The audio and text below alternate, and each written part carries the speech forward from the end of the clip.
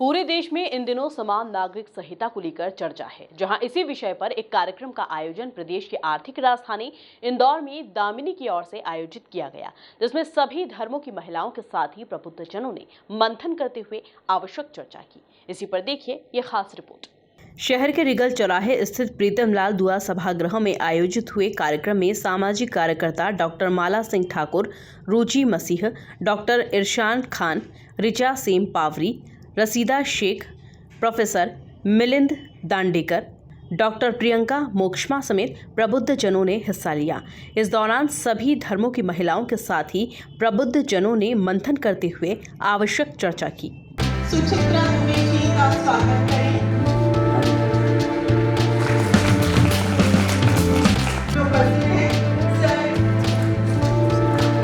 जी पांगी के डॉक्टर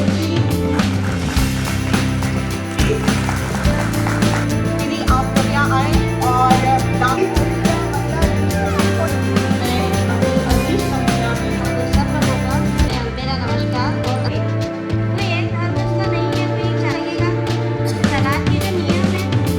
समान नागरिक संहिता को लेकर आयोजित इस कार्यक्रम के बाद मीडिया से बातचीत करते हुए कार्यक्रम में आई महिला शक्तियों ने क्या कुछ कहा, जरा आप खुद ही सुनिए।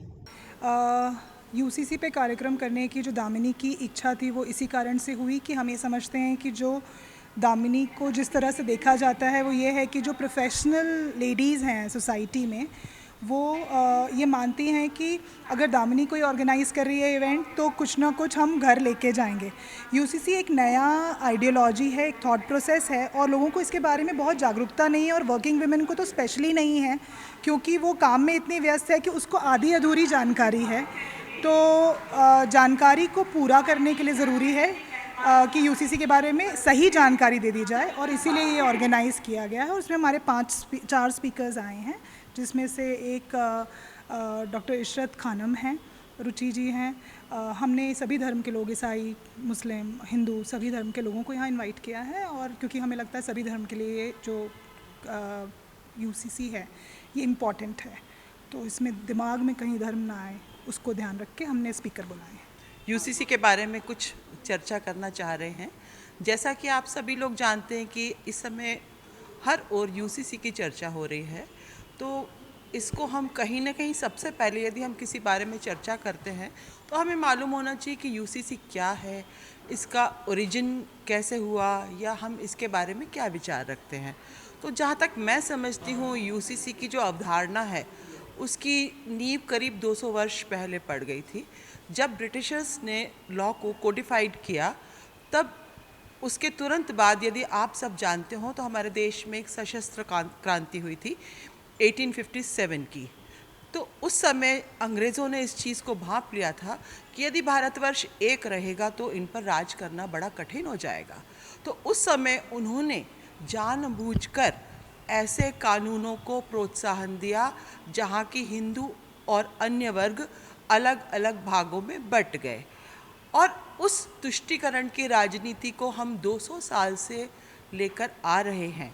दुर्भाग्यवश जब हमारा देश आज़ाद हुआ और हमारे देश में संविधान बनाने की प्रक्रिया आरंभ हुई, उस समय भी हमारे पास काफ़ी कमेटीज़ के, राव कमेटी के रिकमेंडेशंस थे, लेकिन इसके बावजूद हमारे संविधान के निर्माता डॉक्टर भीमराव अंबेडकर और हमारे देश के प्रधानमंत्री जवाहरलाल नेहरू जी के प्रयासों के बावजूद भी हम उस यूनिफॉर्म सिविल कोड को अप्लाई नहीं कर सके। समान नागरिक संहिता मुझे लगता है कि आज के समय में बहुत आवश्यक है, विशेषकर महिलाओं के लिए। किसी भी धर्म की, जाति की महिलाओं को अगर हम ले लें तो उनमें बहुत सारी विसंगतियां हैं। धर्म के आधार पर, जाति के आधार पर, लिंग के आधार पर अभी भी उनमें भेदभाव किया जाता है। इन सभी भेदभाव को ख़त्म करने के लिए समान नागरिक संहिता यानी कि एक समान कानून वो बहुत ज़रूरी है हमारे देश में, ताकि धर्म के आधार पर, लिंग के आधार पर महिलाओं के साथ या अन्य के साथ कोई भेदभाव ना हो सके।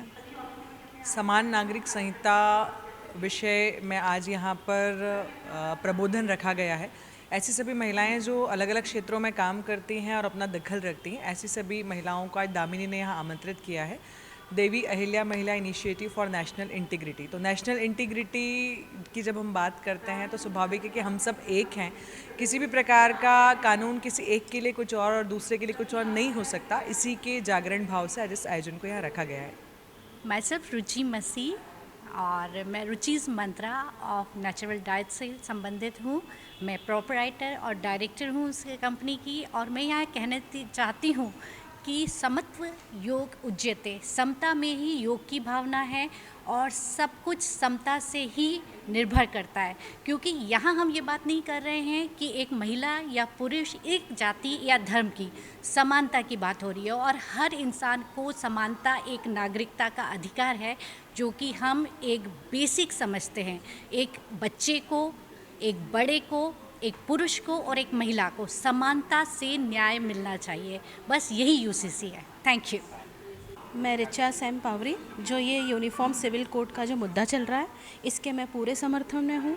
पूरा समाज इसके समर्थन में, और मैं चाहूँगी कि सर्वधर्म इसके समर्थन में आए। धन्यवाद। जैसे भारत में हिंदू, मुस्लिम, सिख, ईसाई, फारसी, जब सभी समाज के लोग भारत में रहते हैं तो हर समाज के लिए ये कानून जो आ रहा है, बन रहा है, वो ज़रूरी है। क्योंकि इसमें जो विसंगतियां हैं समाज के अंदर, जो समाज के ठेकेदार जो बैठे हैं, उसके लिए एक इनकी कमर तोड़ने की कवायद है, ताकि ये अपने समाज की ठेकेदारी प्रथा ख़त्म करे। और ये कानून सबके लिए लागू होना चाहिए और ज़रूरी है महिलाओं के लिए, ताकि तलाक से हर महिला, हर समाज की महिलाएं बच सके। वास्तव में समान नागरिक संहिता का उद्देश्य समझना सबसे ज़्यादा जरूरी है। अपने भारत में विद्यमान में जितने पर्सनल लॉज है अलग अलग पंथों के लिए, अलग अलग समुदायों के लिए, उसमें जिस कुछ क्षेत्रों में उसमें कुछ कमी पेशी है, कुछ विसंगतियां हैं, कुछ भेदभावजनक नियम है। उन कमियों को दूर करने का ये प्रयास है। ये पूरी एक्सरसाइज जो है, ये पूरी जो प्रोसेस चल रही है, ये प्रक्रिया है, ये उन कमियों को दूर करके सबको समान रूप से देखने की, समान अधिकार देने की एक प्रक्रिया है। इस दृष्टि से हम इस पूरी प्रोसेस को हमको लेना चाहिए, न कि वो किसी धर्म विशेष या पंथ विशेष के बारे में बात करने के लिए। तो ये समझने के लिए सबसे ज़्यादा ज़रूरी है कि उसके लिए सामाजिक सद्भाव उत्पन्न और सामाजिक समझ।